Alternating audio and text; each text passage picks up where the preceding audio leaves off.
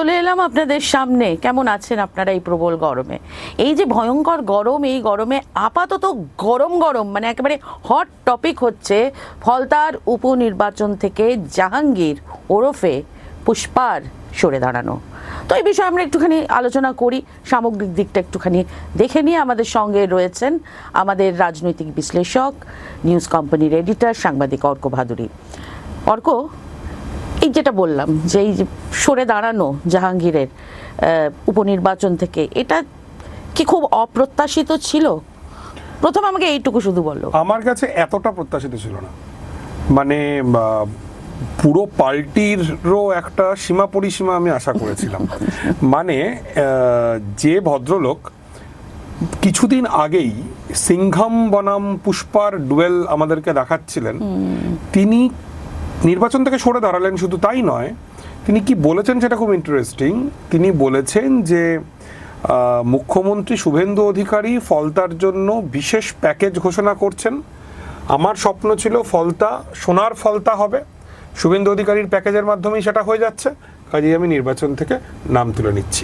সেটা বুঝলাম। এবার আমাকে বলো তো যে তৃণমূল দলটার অস্তিত্বটা ঠিক কোথায় দাঁড়িয়ে, মানে কতটা নড়বড়ে, কতটা জোরালো? কারণ আমরা একের পর এক দেখছি সবাই হাত ছেড়ে দিচ্ছে তৃণমূলের, এবং এই মানে সাম্প্রতিক এই উদাহরণটাও আমরা দেখলাম। ঠিক কি অবস্থায় দাঁড়িয়ে রয়েছে তৃণমূল? আমার মনে হয় তৃণমূল কংগ্রেস গত বেশ কয়েক বছর ধরেই একটা নয়, দুটো তৃণমূল কংগ্রেস। তার মধ্যে একটা হচ্ছে অভিষেক বন্দ্যোপাধ্যায় তৃণমূল কংগ্রেস, আর একটা হচ্ছে যারা মমতা বন্দ্যোপাধ্যায় ওল্ড গার্ড তাদের তৃণমূল কংগ্রেস। ফলতাটা খুব ইন্টারেস্টিং। ফলতা নিয়ে আরেকটু বলে তারপরে আসি। ফলতায় এই যে ফলতা বিধানসভায় এমন অনেকগুলো বুথ রয়েছে যেই বুথগুলোতে তৃণমূল কংগ্রেস 99% ভোট পেত। অর্থাৎ এই বুথগুলোতে কার্যত কোনো ভোট হতোই না, ভোট করতেই দেওয়া হতো না। এটা কোন মডেল? এটা হচ্ছে সেই বহু আলোচিত, বহু চর্চিত ডায়মন্ড হারবার মডেল। এমনকি এবারের যে 26-এর বিধানসভা নির্বাচনের আগেও অভিষেক বন্দ্যোপাধ্যায় বারবার করে, যখন তিনি নির্বাচন কমিশনের সঙ্গে সংঘাতে জড়াচ্ছেন, বারবার করেই ডায়মন্ড হারবার মডেলের কথা বলেছেন। এবারে আমরা এটা দেখতে পেলাম, এই যে ডায়মন্ড হারবার মডেল, অভিষেক বন্দ্যোপাধ্যায়ের মডেল, এই মডেলটা জনগণের শক্তির ওপর ভিত্তি করে দাঁড়িয়েছিল না। এই মডেলটা দাঁড়িয়েছিল প্রশাসন এবং সম্পূর্ণ মানি এবং মাসল পাওয়ারের ওপর ভিত্তি করে। সেই কারণে যেই সরকারটা চলে গেল, অমনি এই ডায়মন্ড হারবার মডেলের সবচাইতে উজ্জ্বলতম নক্ষত্র পুষ্পা, তিনি আত্মসমর্পণ করলেন। এই ধরনের আত্মসমর্পণ, এটা আমাদের রাজ্যের রাজনীতির জন্য তো খারাপ বটেই, তার চেয়েও বড় কথা তৃণমূল যে কতটা দেউলিয়া হয়ে গিয়েছিল সেটাকে খুব স্পষ্ট করে দিল। এবারে আমি তৃণমূলের রাজনীতির কথায় আসি। এই নির্বাচনে এই ব্যাপক যখন ঝড় চলছে বিজেপির পক্ষে, সেইখানে দাঁড়িয়েও কিন্তু শোভনদেব চট্টোপাধ্যায় তিনি কিন্তু জয়ী হয়েছেন। তিনি বিধানসভার বিরোধী দলনেতা হয়েছেন। বালিগঞ্জ কেন্দ্র থেকে বিশাল মার্জিনে কিন্তু শোভনদেব বন্দ্যোপাধ্যায় তিনি জিতে গিয়েছেন। শোভনদেব চট্টোপাধ্যায় তিনি বিরোধী দলনেতা হয়েছেন। এই শোভনদেব চট্টোপাধ্যায় কে?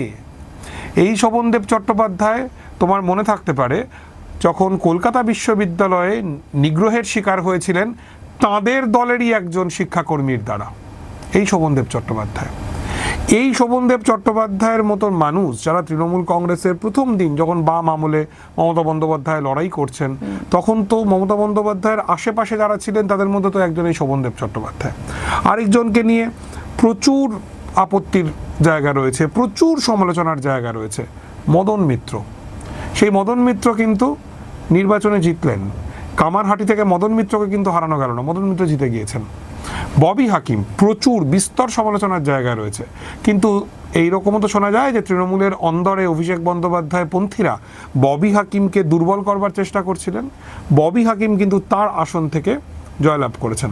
কাজেই যেটা খুব ইন্টারেস্টিং হচ্ছে, যেই না ভোটের ফলটা বেরোলো, অমনি প্রচুর তৃণমূলপন্থী মানুষজন তারা অভিষেক বন্দ্যোপাধ্যায়ের বিরুদ্ধে কিন্তু সুর চড়াতে শুরু করেছেন।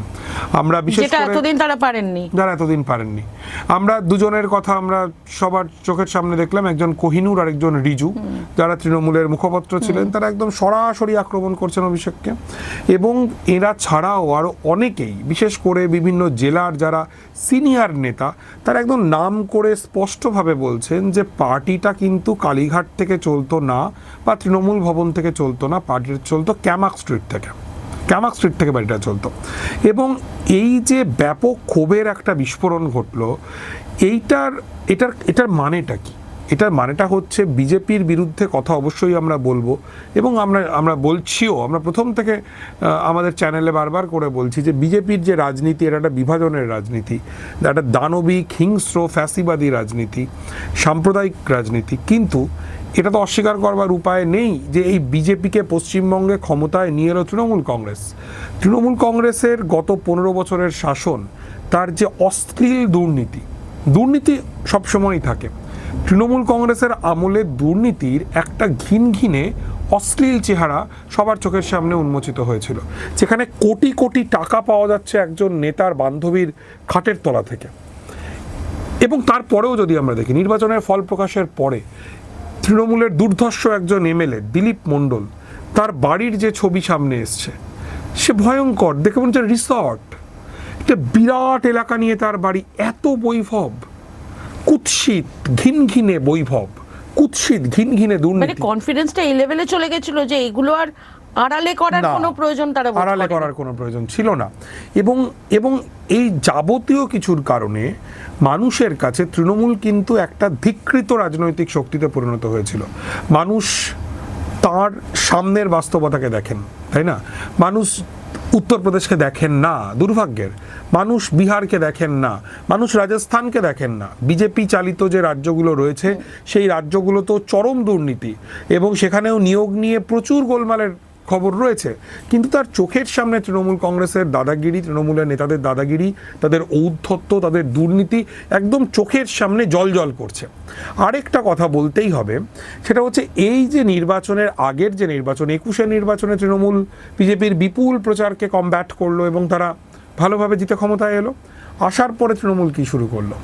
বিজেপি রাস্তায় হেঁটে মন্দিরের রাজনীতি শুরু করলো।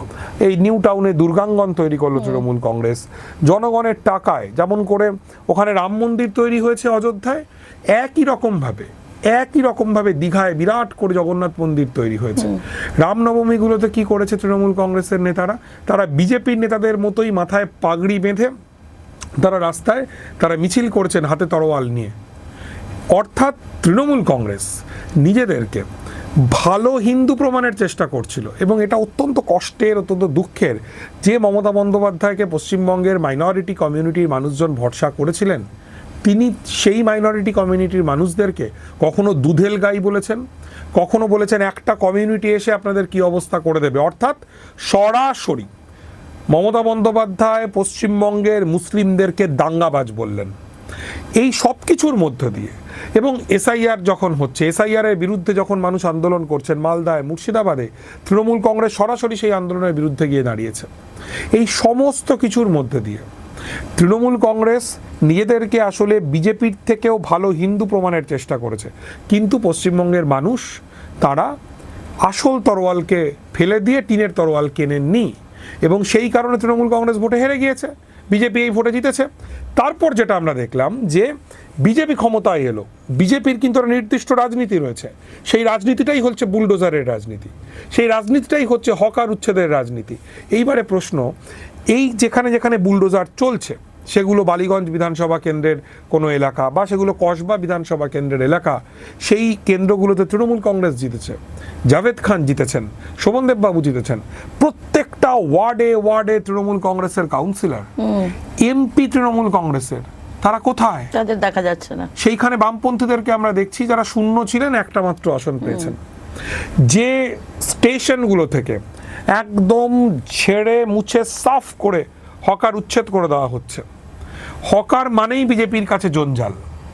এবং দুর্ভাগ্যের বিষয় হচ্ছে যখন দক্ষিণপন্থার উত্থান হয় তখন মধ্যবিত্তদের মগজেও দক্ষিণপন্থার বিকাশ ঘটে, তাই মধ্যবিত্তদের অনেকেই হকার উচ্ছেদকে সমর্থন করছেন। মানে এটা তো গরিবই হটানো হচ্ছে না, গরিব হটাও হচ্ছে, গরিবকে তাড়ানো হচ্ছে। তো এই যে হকার উচ্ছেদ যখন হচ্ছে তখন প্রবল প্রতাপশালী আইএনটিটিইউসির ইউনিয়ন কোথায়, তৃণমূল কংগ্রেসের আইএনটিটিইউসির ইউনিয়ন কোথায়? যেটুকু শক্তি আছে বামপন্থীরাই কিন্তু এর বিরুদ্ধে প্রতিরোধ করছেন বলে আমরা দেখছি। কাজেই তৃণমূল দলটা, তাদের এখনো 80টা এমএলএ ভাবা যায়, 28 জন এমপি, কিন্তু বাস্তবে তৃণমূল কংগ্রেস মাঠে নেই, রাজনীতির ময়দানে তৃণমূল কংগ্রেস নেই, সেই জমিটা তারা খালি করে দিয়েছে বিজেপির জন্য। এটা সবচাইতে বিপজ্জনক। এবং আরেকটা কথা বলি, সিনেমা জগৎ থেকে শুরু করে অধ্যাপক সংগঠন, অটো ইউনিয়ন থেকে শুরু করে সর্বত্র একদিনের মধ্যে আনুগত্য পরিবর্তন হচ্ছে। হ্যাঁ, এটা আমরা 11 সালেও দেখেছিলাম, 11 সালেও আমরা একই জিনিস দেখেছিলাম যে সব জায়গায় সিআইটিউর ইউনিয়ন এক রাতের মধ্যে আইএনটিটিইউসি হয়ে গেল। কিন্তু বুদ্ধদেব ভট্টাচার্য, প্রত্যাখ্যাত পরাজিত প্রাক্তন মুখ্যমন্ত্রী বুদ্ধদেব ভট্টাচার্য, তিনি কিন্তু এক গ্রামে চলে গিয়েছিলেন যেখানে তাদের কর্মীরা আক্রান্ত হচ্ছেন এবং ওই কাদার মধ্যে দিয়ে তিনি নেমে গিয়েছিলেন। পরে তিনি তার শারীরিক অসুস্থতার কারণে খুব একটা কিছু করতে পারেননি। আজকে যখন রাজ্যের বিভিন্ন এলাকায় তৃণমূল কংগ্রেসের কর্মীরা আক্রান্ত হচ্ছেন, তুমি কোথাও মমতা বন্দ্যোপাধ্যায়কে দেখতে পাচ্ছ? না, উনি বলছেন যে উনি রং করবেন পার্টি অফিস। ভাবা যায়? তুমি কোথাও অভিষেক বন্দ্যোপাধ্যায়কে দেখতে পাচ্ছ? সে তো তার নিজের বাড়ি ভাঙা নিয়ে এখন খুব টেনশনে। এবং ফলতার যে বিধানসভা থেকে তৃণমূল কংগ্রেসের প্রার্থী, একদম অভিষেকের খাস লোক, যখন তিনি পালিয়ে গেলেন তার আগে যে প্রচার পর্ব যখন চলছে, অভিষেক বন্দ্যোপাধ্যায় একবার গেলেন না প্রচার করতে, মমতা বন্দ্যোপাধ্যায় একবার গেলেন না প্রচার করতে। কেন? মানে এরা কি হাল ছেড়ে দিয়েছে নাকি খুব সচেতন ভাবেই ওই যে তুমি বললে যে একটা ফাঁকা জমি তৈরি করে দিচ্ছে বিজেপির জন্য? সেটা আমার মনে হয় যে দ্বিতীয় কারণটার আর কোনো মানে তাদের কাছে আর প্রয়োজন নেই। মানে তাকে জমি ছেড়ে দিতে তৃণমূল কংগ্রেস বাধ্যই হচ্ছে। তৃণমূল কংগ্রেস যে ভালো হিন্দু হওয়ার যে রাজনীতি করেছিল সেই রাজনীতি পরাজিত হয়েছে। এবং যেটা আমি বললাম যে টিনের তরোয়াল নয়, মানুষ আসল তরোয়াল কিনে নিয়েছেন।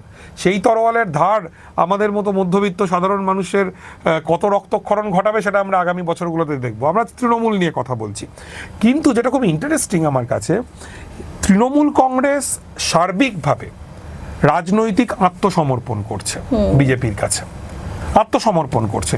আত্মসমর্পণ ছাড়া অন্য কোনো কিছু দিয়ে এই তৃণমূল কংগ্রেসের যে গত 1.5-2 সপ্তাহের যে অ্যাক্টিভিটি, এই অ্যাক্টিভিটিকে আসলে একেবারেই ব্যাখ্যা করা যায় না। আমি আর একটা কথা বলে শেষ করি, সেইটা হচ্ছে তৃণমূল দলটা যে মমতা বন্দ্যোপাধ্যায়ের দল থেকে বহুদিনই অভিষেক বন্দ্যোপাধ্যায়ের দলে পরিণত হয়েছে, এটাও বোধহয় আমরা খুব স্পষ্টভাবে দেখতে পেলাম। কিভাবে দেখতে পেলাম? এইভাবে যে মমতার যে নিজস্ব ব্যাটালিয়ন, যারা বছরের পর বছর বাম আমলে মমতার সঙ্গে ছিলেন, মমতা যখন আক্রান্ত হয়েছিলেন তাদের সঙ্গে ছিলেন, তারা তো এবারে প্রার্থী স্থির করেননি। প্রার্থী ঠিক করেছিল কে? আইপ্যাক ঠিক করেছিল। 74 জন বিধায়ককে বাদ দিয়ে দেওয়া হয়েছিল। 74 মানে আমি যদি খুব ভুল না করি 1/4, প্রায় 25% বিধায়ককে টিকিট দেওয়া হয়নি, তার জায়গায় নতুন নতুন লোকেদেরকে টিকিট দেওয়া হয়েছিল। এর ফলে যে মুখ্যমন্ত্রী মমতা বন্দ্যোপাধ্যায় একসময় বাংলার মানুষের কাছে দিদি ছিলেন, তিনি পরবর্তীকালে সিএম এবং তারপরে আইপ্যাক পরিচালিত সিএম হলেন, তার সঙ্গে আর মানুষের উত্তাপ নেই। মানুষ তার হাত ছেড়ে দিয়েছে। শুধু মমতা হারাননি তো, এই নির্বাচনে পিনারাই বিজয়ন হেরেছেন, স্ট্যালিন হেরেছেন, দুজনেই হেরে গিয়েছেন। কিন্তু পিনারাইকে ঘিরে বা স্ট্যালিনকে ঘিরে চোর চোর স্লোগান ওঠেনি। মমতা বন্দ্যোপাধ্যায় যখন হাইকোর্টে গেলেন তাকে ঘিরে চোর চোর স্লোগান উঠল, অত্যন্ত নিন্দনীয়। একজন প্রবীণ সিনিয়র রাজনীতিবিদ, দীর্ঘদিনের রাজনীতিবিদ, রাজনৈতিক বিরোধিতা করা উচিত। এবং বামপন্থী আইনজীবী শামীম আহমেদকে আমি দেখছিলাম, তিনি নিজেও এই চোর চোর স্লোগান দেওয়ার বিরোধিতা করেছেন। কিন্তু এটা তো সত্যি যে মানুষ তৃণমূল কংগ্রেসকে প্রত্যাখ্যান করেছে। এই অবস্থায় দাঁড়িয়ে আগামী 21শে জুলাই তৃণমূলের জন্য একটা খুব বড় চ্যালেঞ্জ হতে যাচ্ছে যে তারা কোনোভাবে রাস্তায় শক্তি সমাবেশ ঘটাতে পারে কিনা, আগের মতো না হোক আগের কাছাকাছি পারে কিনা, সেটার জন্য আমরা অবশ্যই নজরে রাখবো। কিন্তু বিজেপির যে রাজনীতি, বুলডোজারের রাজনীতি, উচ্ছেদের রাজনীতি, সাম্প্রদায়িক বিভাজনের রাজনীতি, এই রাজনীতিকে প্রতিহত করবার জন্য, এই রাজনীতির সামনে দাঁড়ানোর জন্য যে সাহস এবং স্বচ্ছতা প্রয়োজন, এই দুটোর একটাও তৃণমূলের নেই। একদমই ঠিক বলেছ অর্ক, এবং আমরা ঠিক এই প্রশ্নের পরবর্তী যে পর্যায়টা আসতে পারে, মানে এই গোটা আলোচনাটা, সেটা নিয়ে আমরা পরের এপিসোডে অবশ্যই আলোচনা করব। এই যে ফলতার নির্বাচন থেকে জাহাঙ্গীরের সরে দাঁড়ানো, কোথাও গিয়ে কি এরকম কোনো বার্তা দিচ্ছে যে বিরোধিতার জায়গা থেকেও তৃণমূল অনেকটাই সরে যাচ্ছে? মানে একটা বিরোধী রাজনৈতিক দল হিসেবে তৃণমূলের সেই উত্থান আমরা দেখতে পাবো না? তার মানে লড়াইটা কি একেবারেই বিজেপি ভার্সেস বামপন্থী হচ্ছে? এই প্রশ্ন নিয়ে আমরা পরের এপিসোডে আসব, সঙ্গে থাকুন।